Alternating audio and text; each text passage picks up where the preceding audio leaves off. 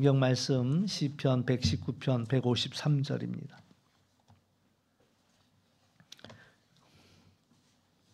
시편 119편 153절로부터 160절까지 우리 함께 천천히 같이 봉독하도록 하겠습니다. 함께 봉독하십니다. 나의 고난을 보시고 나를 건지소서. 내가 주의 율법을 잊지 아니함이니이다. 주께서 나를 변호하시고 나를 구하사 주의 말씀대로 나를 살리소서. 구원이 악인들에게서 멀어짐은 그들이 주의 율례들을 구하지 아니함이니이다. 여호와여, 주의 긍휼이 많으오니 주의 규례를 따라 나를 살리소서. 나를 핍박하는 자들과 나의 대적들이 많으나 나는 주의 증거들에서 떠나지 아니하였나이다. 주의 말씀을 지키지 아니하는 거짓된 자들을 내가 보고 슬퍼하였나이다. 내가 주의 법도들을 사랑함을 보옵소서. 여호와여, 주의 인자심을 따라 나를 살리소서. 주의 말씀의 강령은 진리오니 주의 의로운 모든 규례들은 영원하리이다. 아멘. 오늘 제목은 내가 보고 슬퍼하였나이다 라는 제목을 붙여보았습니다. 우리가 이제 20번째 글자 레쉬라는 글자를 가지고서 또 이 시를 써나가고 있는데요. 오늘 말씀을 보면 이제 153절부터 다시 한번 보도록 하겠습니다. 153절 보면은 나의 고난을 보시고 나를 건지소서. 내가 주의 율법을 잊지 아니함이니이다. 여전히 이제 고난 가운데 있습니다. 또 우리가 살다 보면 우리도 여전히 고난이 있고요. 근데 중요한 것은 하나님께서 고난 가운데 우리를 건져 주시는 분이시다라는 사실을 우리가 기억할 필요가 있지요. 그래서 나의 고난 보시고 나를 건져 주십시오. 나는 주의 율법을 잊지 아니했습니다. 이렇게 고백하고 있고요. 그다음 154절에서는 주께서 나를 변호하시고 나를 구원하사 주의 말씀대로 나를 살리소서. 주님께서 나를 변호해 주신다라는 이야기입니다. 그래서 원수 마귀가 우리를 이렇게 계속 송사하고 또 우리를 고발하지만 우리 뭘 고발하겠습니까? 이제 우리 원수 마귀는 우리의 죄를 물고 늘어지지요. 우리의 죄를 물고 우리를 괴롭히고 우리를 어렵게 합니다. 또 우리 양심이 있으니까요. 양심이 있으니까 그 양심 때문에 괴로워하죠. 그 누가요? 유명한 철학자 임마누엘 칸트는 밤하늘에는 별이 빛나고 또 내 마음에는 양심이 빛난다. 이렇게 이야기합니다. 그러니까 밤에 별이 빛나는 것처럼 양심이라는 것이 있어서요. 다 속여도 우리의 양심을 속이지는 못하잖아요. 그러니까 블랙박스 같은 것이 이제 뭐 비행 기록 장치로도 있고 또 우리가 운전을 할 때 자동차에도 내비게이션 안에 또 이제 또 블랙박스가 또 같이 있잖아요. 그럼 이제 우리가 어떻게 운전했는지가 이제 블랙박스 속에 다 있단 말이죠. 마찬가지로 우리가 이제 하나님 앞에 설 때 우리의 양심이 이제 블랙박스처럼 빠져나와서 우리가 살아왔던 모든 것들을 다 이제 하나님 앞에 보여줄 거다라는 이야기입니다. 근데 이제 우리가 잘한 일들도 있지만 감추고 싶은 일들도 있고 또 숨기고 싶은 일들도 있고. 근데 항상 원수 마귀가 우리가 살아가는 동안 우리의 그런 죄를 물고 늘어지지요. 괴롭힙니다, 우리를.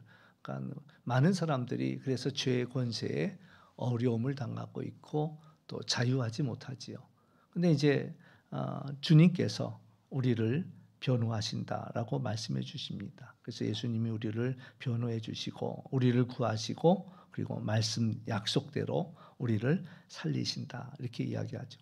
155절 말씀 우리 함께 봉독해 보겠습니다. 155절 시작. 구원이 악인들에게서 멀어짐은 그들이 주의 율례를 구하지 아니함이니이다. 아멘. 악인들이 이제 구원이 악인들에게서 멀어지는 이유는 율례를 구하지 않기 때문이다라고 이야기하고 있습니다. 그러니까 이제 저는 그 말씀 속에 이제 이렇게 다가와 있는 게 선하다, 악하다. 그러니까 선을 뭐라고 그랬어요? 히브리어로 토부, 토부 선하다. 그는 그 뜻은 이제 하나님이 천지를 창조하시고 말씀대로 이루어진 것을 보고 선하다 이렇게 말씀하신다고 그랬잖아요. 그러면 악하다는 뭐겠습니까? 하나님의 말씀대로 이루어지지 않는 것이 악한 것이죠. 악한 사람들은 하나님의 말씀대로 살지 않습니다. 하나님의 뜻을 구하지도 않습니다. 하나님의 뜻을 찾지 않는 사람들이 악하다. 우리가 이제 이 땅을 살면서 자본주의 사회 속에서는 누가 선한 사람이겠습니까? 그 물질을 이렇게 나누어 주는 사람들이나 이런 사람들을 선하다라고 얘기하겠죠. 악한 사람들은 어떻겠습니까? 그 나눠줘야 할 물질들을 자기가 다 가로채는 사람들을 악하다. 그러니까 어디까지나 이제 물질적인 기준을 가지고 이야기하지요. 또 뭐 사람들은 도덕적인 기준을 가지고 얘기하는지도 모릅니다. 저 사람 착한 일을 많이 하니까 선한 사람, 저 사람 악한 일을 많이 했으니까 악한 사람, 뭐 이렇게 나누겠죠. 그러나 이제 우리 신앙인에게서는 하나님 앞에서는 누가 선하냐? 하나님의 말씀대로 살아가는 사람들이 선한 사람이고 또 하나님의 말씀대로 살지 않는 사람들을 악한 사람이라 이렇게 이야기할 수가 있지요. 그러니까 악한 이들이 하나님에게서 멀어질 수밖에 없습니다. 구원에서 멀어질 수밖에 없었습니다. 또 우리들도 마찬가지예요. 전에 하나님을 알지 못하고 하나님의 뜻대로 살지 못했던 우리들의 옛 모습은 하나님과 멀리 있던 사람들입니다. 뭐 동이 서에서 먼 것처럼 우리가 멀리 있던 우리들이에요. 결국에는 죄가 있고 심판이 있고 멸망할 수밖에 없는 우리들을 하나님께서 우리를 가깝게 구원으로 이끌어 주셨다라는 사실들이고요.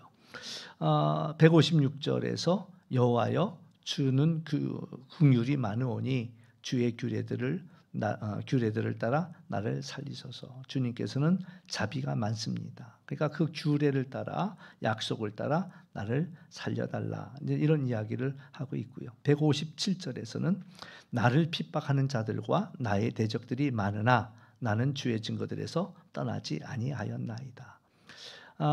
이제 나를 핍박하는 자가 있고 나의 대적들이 있습니다.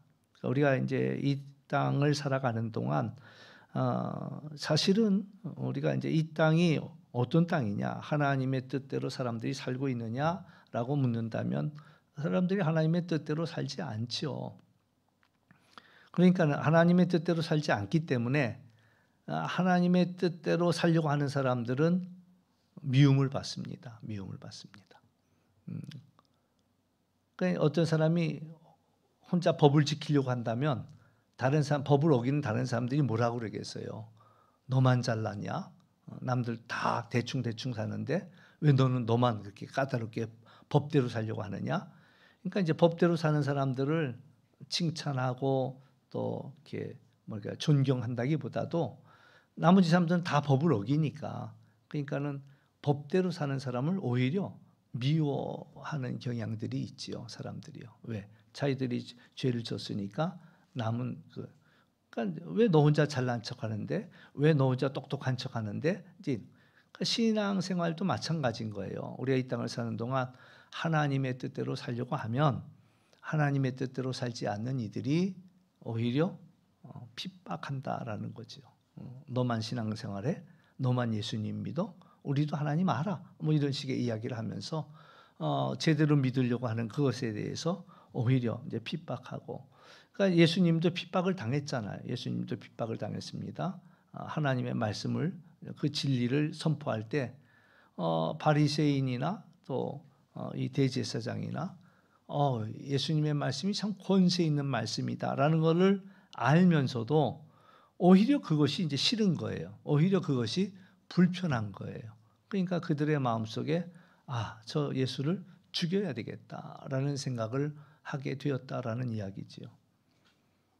그럼 이제 다시 정리해 보면 그렇습니다. 오늘 우리가 이 땅을 사는 동안 하나님의 뜻대로 살려고 한다면 우리를 좋아하는 사람이 많겠나, 우리를 미워하는 사람이 많겠나. 그러니까 우리가 하나님의 뜻대로 살려고 한다면 우리를 핍박하는 사람들이 오히려 있고 또 우리를 대적하는 사람들이 있다라는 겁니다. 때로는 저 멀리 있는 사람들이 아닐 수 있습니다. 가까이 있는 사람들이 그럴 수 있는 거예요. 가까이 있는 사람들이 오히려 열심히 내는 것들을 그게 더 불편한 거예요. 저 사람만 열심히 해, 왜 너만 믿어, 너만 잘해, 뭐 이제 이런 것들이요. 그래서 수많은 그런 선지자들도 하나님의 뜻대로 살고자 하고 하나님의 뜻을 외치는 선지자들을 핍박하고 죽였다라는 그런 이야기지요. 그러니까 오늘 우리가 나는 뭐 신앙생활하는데 아무런 문제가 없어요라고 이야기한다면 이제 그것 자체가 사실은 우리에게 문제지요. 왜? 이 세상은 우리를 미워해야 정상이 될 수도 있습니다. 왜? 그들이 하나님을 좋아하지 않으니까, 하나님의 계명대로 살지 않으니까. 그러니까는 우리가 하나님의 계명대로 살려고 할 때 우리가 미움을 받고 우리가 핍박을 받아야 되는 것이 정상일 수 있다는 거죠. 그런데도 나는 아무 핍박도 안 받고 아무 그 대적도 하지 않는다라고 한다면 그 사람들은 너나 나나 같다라고 생각하기 때문에 픽박을 하지 않고 또 우리를 대적하지 않는다라는 얘기가 되겠지요. 그렇다면은 우리 자신들을 또한 돌아봐야 됩니다. 그래서 오히려 예수님께서 뭐라고 말씀하셨냐면 마태복음 5장에 보면은 나로 인하여서 핍박을 받는 자가 오히려 복이 있다라는 말씀을 합니다. 의를 위해서 또 일하는 자들이 핍박받는 거 오히려 기뻐하고 즐거워하라고 말씀하시지요. 그러니까 이 세상에서는 어쩌면 우리가 주님의 뜻을 따른다는 것 때문에 미움을 받을 수 있고 핍박을 받을 수 있다라는 이야기들이고요. 그래서 나를 핍박하는 자들도 있고 157절에서 하는 이야기는 나를 핍박하는 자들도 있고 나를 대적하는 자들도 많다라는 겁니다. 이건 뭐 저 멀리 있는 사람들이고 전혀 상관없는 사람들이 아니라 오히려 나를 알만한 사람들이고 나를 가까이 하는 사람들이 오히려 그럴 수 있다라는 거죠.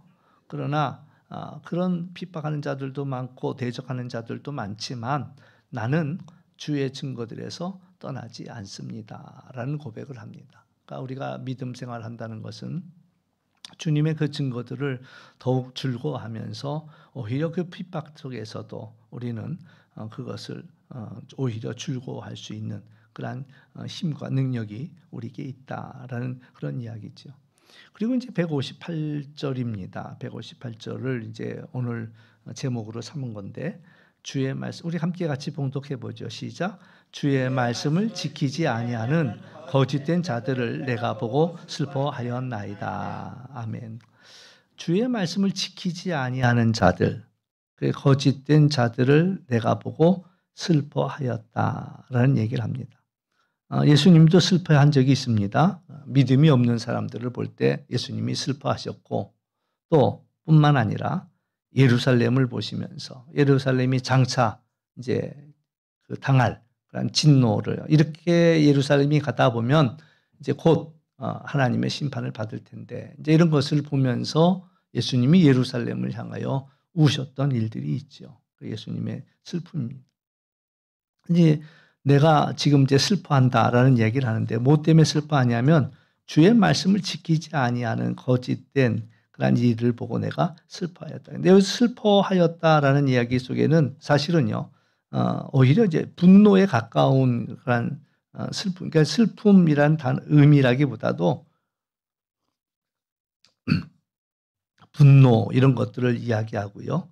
또 이것 때문에 이제 속에 뭐 구역질이 난다. 뭐 이제 그런 의미들을 담고 있는 그러한 슬픔입니다. 그래서 말씀을 지키지 않는 사람들을 보면서 분노. 왜 저 사람들은 말씀대로 살지 않을까? 예.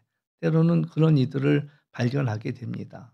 저 사람은 왜 믿음이 좋다면서도 어떻게 저렇게 말씀대로 살지 않을까? 막 분노가 나고 또 나름대로 직분을 받은 사람들인데 막 몰려다니면서 이렇게 엉뚱한 그런 활동들을 하는 걸 보면서 저희들은 왜 저럴 수밖에 없는가? 막 그런 일에 대한 분노 내지는 구역질이다. 이제 그런 슬픔이란 얘기죠. 근데 이제 뭐냐면 그들이 말씀을 지키지 아니한다. 말씀을 지키지 아니하니까 당연히 그들을 바라볼 때 슬프지요. 근데 이제 뭐가 문제냐면 거짓된 자들이다. 거짓된 자들. 그러니까 이제 그냥 말씀을 안 지키는 악한 사람들이 아니라 말씀을 지키지 않으면서도 말씀을 지킨다라고 생각하는 자들입니다. 사실은요. 거짓된 자라는 건 말씀을 지키지 아니하는 거짓된 자라는 이야기는 말씀을 지키지 아니하면서도 잘 지키고 있다고 생각하고 있는 그 사람들이에요. 그러니까 이 사람들은 말씀을 아는 거죠. 말씀을 아는데 말씀을 지키지 않아. 지키지 않는데 자기는 또 지킨다고 생각하는 거예요. 자기는 지킨다고 생각. 이게 문제라는 거죠. 스스로를 속이는 겁니다. 자기는 굉장히 믿음이 있는 척 하는데, 그러나 그럼에도 불구하고 거짓된 믿음을 가진 그 사람들을 볼 때에 이가 슬퍼하는 거죠. 애통하는 겁니다. 또 말씀을 스스로가 잘 지키는 줄. 그러니까 예를 들어 사랑하라라는 말씀을 받았을 때 아멘 아멘 그러면서 너무 좋다는 거죠. 은혜 받았다는 겁니다. 근데 자기의 삶은 사랑하고 전혀 상관이 없어. 사랑. 우스갯소리를 하면 그래요. 예배를 드리고 나가는데 저기 어디 가면 이제 뭐 우리 교회는 뭐 인원이 많지 않으니까 시내 버스 타면서 싸울 일들은 없겠죠. 근데 어느 교회는 거기는 단독 버스 노선이야. 근데 거긴 교인들이 엄청나게 많아. 그러니까 이제 버스를 타려고 확 서 있는데 서로가 자리에 올라타면은 옆에 집사님 자리까지 맡아준다고. 근데 사실 다 같은 교인인데, 다 그 교인이야. 거기서 예배드리고 나온 사람들인데도 자기들끼리 싸우는 거야. 그 자리 갖고. 그래가지고 그냥 탁 가방 하나 갖다 놓고 집사님 빨리 와 여기 와 빨리 와 막 이러면서 이제 싸우고 있는 거예요. 도대체 이게 무슨 상황인가. 이제 그 버스 안에 타고 있던 사람들이 먼저 타고 이제 그 교회 앞까지 온 사람들이 보면은 도대체 이게 무슨 상황인가 이런. 근데 옛날에 또 그랬대요. 중세 시대 때도 예배를 드리고 탁 나오는데 비가 오늘같이 비가 뿌린 땅에 흙탕물이 있잖아요. 그러니까 마차가 지나가면서 그 흙탕물을 탁 튕긴 거야. 예배 드리고 나오는데 자기한테 흙탕물을 튕긴 거야. 얼마나 화가 나는지 칼을 빼갖고 가서 죽여버리는 거예요. 예배 시간에 분명히 서로 사랑하라 이 얘기 듣고 아멘 목사님 은혜 받았습니다. 이거 나오자마자 그냥 칼을 빼갖고 그냥 쳐버리는 거예요. 그러니까 자기는 사랑이라는 얘기를 하도 들어서 자기는 사랑하는 줄 아는 거야. 자기는 사랑한다고 생각하는 거야. 근데 사실 자기의 삶 속에는 사랑은 없다라는 게 문제인 거죠. 또 우리가 사실 어려운 문제 중에 한 가지는 쉽지는 않습니다. 어떻게 사랑할 수가 있겠어요. 사랑하는 게 쉽지 않죠. 그 사랑의 원자탄 손양원 목사님도 그런 얘기를 했습니다. 사랑하는 두 아들을 동네 그 홍상단 앞잡이 하는 그 빨간 완장찬이가 자기 아들 둘을 고발해 갖고 죽었잖아요. 죽었습니다. 죽었어요. 그랬는데 나중에 이제 또 다시 공산당들이 물러나고서 그 사람이 이제 잡혀서 사형당하게 생겼거든요. 이 손양원 목사님이 그 사형당하게 된 자기 아들을 죽인 그 사람을 용서해달라고 하는 거예요. 용서해달라고 할 것뿐만 아니라 내 아들을 삼겠다. 수양 아들을 삼겠다. 그런 아들을 삼은 거란 말이에요. 그러니까 사람들이 깜짝 놀랐잖아요. 어떻게 아들을 죽인 사랑하는 두 아들을 죽인 그 원수를 어떻게 당신의 아들로 받아들일 수가 있느냐. 손양원 목사님이 내가 평생을 원수도 사랑하라고 했는데 내가 이 말씀을 안 지킬 수 있겠냐 말이지.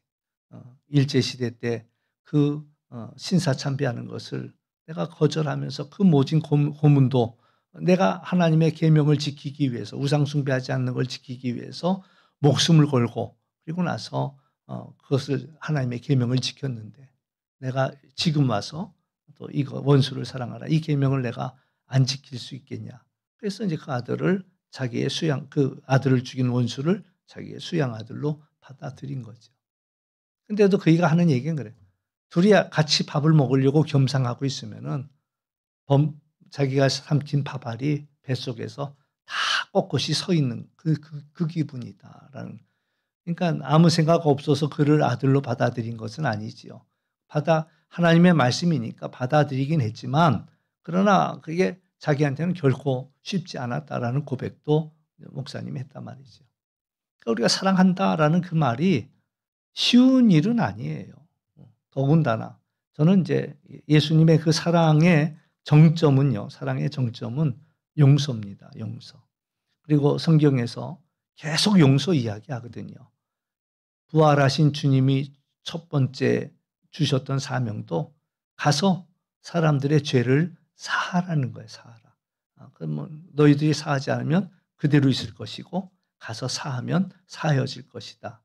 예수님이 또한 주기도문에서 우리에게 알려주신, 주님 우리에게 그 기도를 알려달라고 할 때 다른 기도문 없죠. 그 기도문의 가장 중요한 내용은 뭐겠습니까? 하나님, 우리가 다른 사람들을 용서합니다. 우리들도 용서해 주시기 원합니다. 이 용서라는 것은 우리 신앙에 있어서 가장 큰 숙제라고 이야기할 수가 있죠. 예수님께서도 이 땅에 오신 이유가 우리 죄를 사하기 위해 오셨던 일이고, 또 예수님을 십자가에 못 박을 때 예수님이 하신 기도가 주님 저들을 용서하소서, 저들은 자기들이 하는 일을 알지 못합니다. 그러니까 이 용서라는 주제는 우리 신앙생활의 가장 큰 주제이고 큰 명령이고 우리의 과제이지요. 근데 사실 우리가 쉽지 않잖아요. 용서한다는 게 쉽지가 않아요. 용서한다는 게. 용서하는 일들이 결코 쉽지 않습니다. 근데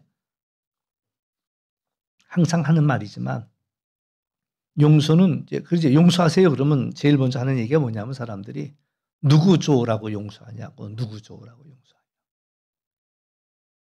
용서하면 누가 좋을까요? 용서하면은 용서의 가장 큰 수혜자는 누구냐면 자기 자신이에요. 자기 자신. 오히려 원수들은요, 자기가 행한 일들을 모릅니다. 그냥 다 잊어버려요. 근데 상처받은 사람만 평생 그것을 안고 자기를 힘들게 해요. 자기가 생긴 그 상처를 잊지 못하고 자기가 자기를 괴롭혀. 그러면 용서한다는 것은 그것을 풀어버린다는 얘기인데, 그것을 풀어버리면 누가 가장 큰 혜택을 받느냐? 내 자신이 혜택을 받는 거예요. 용서하지 못하면 거기에 매여 살 수밖에 없습니다. 매여 살 수밖에 없는 거예요. 뭐 우리 고사성어 중대도 와신상담이 있습니다. 와신상담. 자기가 당한 그 수모를 잊지 않겠다고 가시 위에 눕는 거예요. 와신. 가시 위에다가 가시 위에 눕고 상담. 그 쓴 그 쓸개를 계속 빨고 있는 거예요. 내 이 고통을 잊지 않겠다고. 근데 한 번 상처받은 것도 큰데 내가 이 상처를 잊으면 사람이 아니지 이러면서 가시 위에서 자기를 계속 고통을 주면서 그 쓸개를 빨아먹으면서 그러면서 그걸 갖다가 계속 자기가 자기를 망하는 거죠. 대부분의 사람들이 그래. 용서하지 못하는 사람들의 삶은요, 자유롭지 못합니다. 평화를 누리지 못해요. 자기가 자기를 망가뜨리고 자기를 피폐하게 만들고 자기 인생을 그걸 훌훌 털어버릴 때에 내가 내 길을 갈 수가 있다라는 거죠. 내 인생은 내가 운전해야 되는데 내가 내 인생을 운전하지 못하고 그 상처가 나를 끌고 다니도록 한다는 거죠. 그러니까 내가 용서하는 그 순간, 다 잊어버리는 순간, 다 털어버리는 순간 우리는 새로운 삶들을 살 수 있다라는 사실에서 그 다음에 문제들도 이제 또 풀어가야 될 문제들은 있지만 일단 용서한다라는 것은 우리가 자유함을 얻는다라는 사실이고, 또 예수님께서도 우리에게 용서에 대해서 정말 사랑한다면 용서해. 근데 사실 우리가 용서한다는 게 쉽지 않은 거예요. 쉽지 않은 거예요. 어쩌면은 제일 그 상처를 주는 건 자기 자신이죠. 자기 자신한테 괴롭히는 거예요. 자기 자신을 정죄하는 겁니다. 그러나 예수님은 그 자기 자신도 있는 그대로 받아들이기를, 예수님께서 우리를 얼마나 사랑하시는지 예수님이 십자가에서 그 모든 죄까지 대속하셨기 때문에 우리 스스로도 사랑하고 용납하기를 원하신다라는 사실들이죠. 아무튼 우리는 하나님의 말씀을 들을 때마다 그 말씀을 소화해낼 수 있어요. 새기고 소화해낼. 우리가 음식 먹어서 소화를 못하면 어떻게 됩니까? 배탈이 나죠.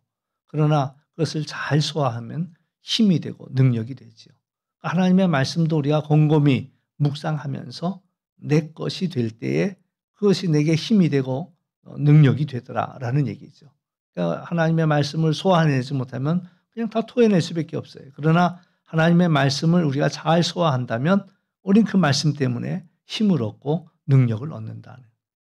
근데 이제 많은 사람들이 하나님의 말씀대로 살지 않으면서도 자기는 하나님 말씀대로 살고 있는 줄로 스스로를 속이는 거예요. 그게 문제지요. 또 어떤 사람들은 하나님의 말씀을 이제 편식하듯이 그냥 먹고 싶은 것만 먹는 거예요. 마음에 드는 것만 아멘이야. 나머지 말씀은 쳐다도 안 봐. 이제 사실 이제 이단들의 문제가 그거예요. 자기들에게 필요한 말씀만 이야기하지 전체적으로 보는 그 말씀을 전체적으로 보여주지는 않는다는 거예요.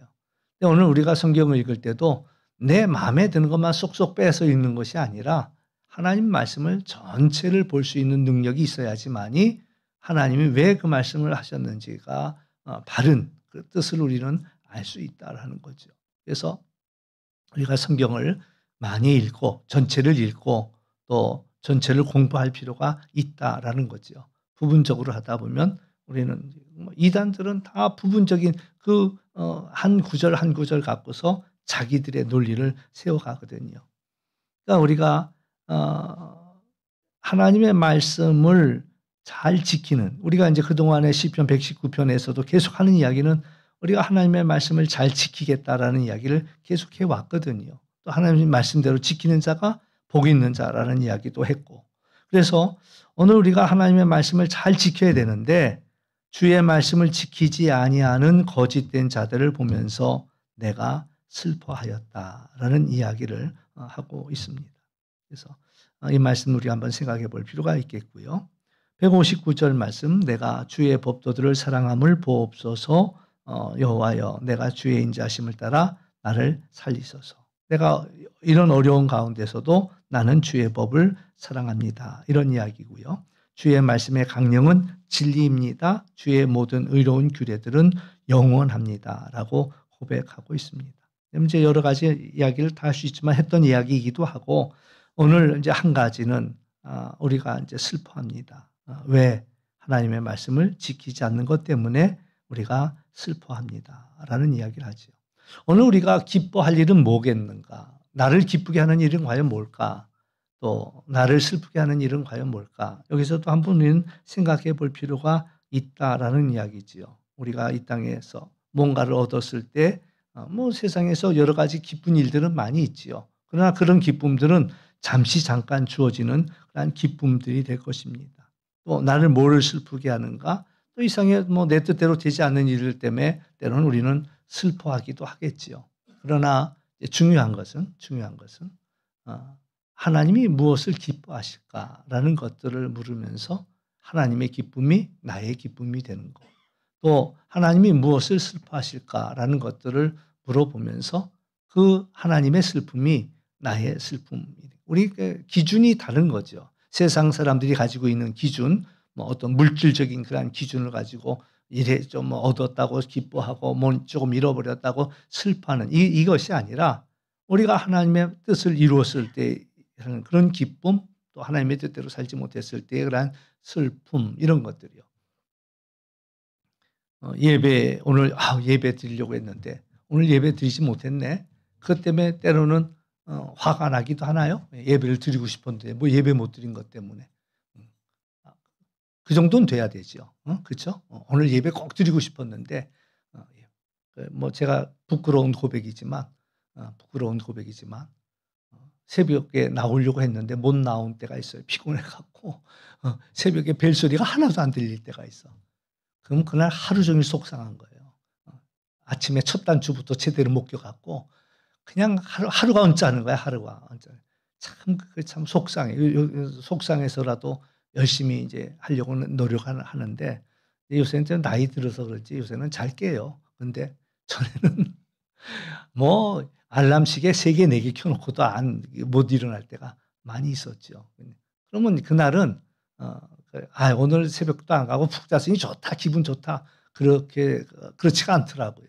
그날 하루 종일 언짢은 거야. 오늘 첫 단추 잘못 껴 갖고 오늘 하루 종일 다 재미가 없어. 여러분 마음에도 그런 마음이 있을까? 이런 생각을 해 보는 거죠. 오늘 예배 드리려고 했는데 이 일 때문에 예배 못 드렸네. 너무 속상하네. 이제 이런 마음들이 있고 또 오늘도 함께 예배 드려서 너무 기쁘다. 좋다. 이런 마음들이 있는.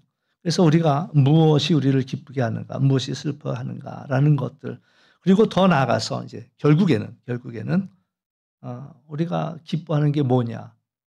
주님 때문에 당하는 고난. 이것을 우리가 내가 주님 때문에 고난을 다 당하네. 그것을 우리가 기뻐할 수 있다면 이게 진정한 기쁨이 되는 거죠. 주님 때문에 내가 이 어려움을 당하는구나. 주님 때문에 이 손해를 보는구나.